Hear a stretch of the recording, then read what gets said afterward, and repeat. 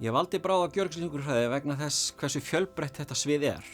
Fólk getur orðið bráð og alvarlega veikt allstaðar á öllum aldri.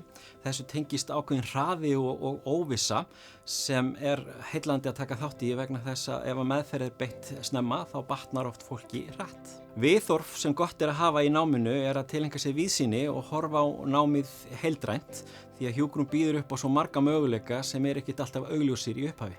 Skilaboð sem ég hef til ungs fólk sem er að spá í hjúkrunarfræði er að kynna sér málið vel vegna þess að sú mynd sem við fáum af hjúkrunarfræði úr kvikmyndum og í orðræðu í samfélaginu er töluvert frábrugðin og raunveruleikanum.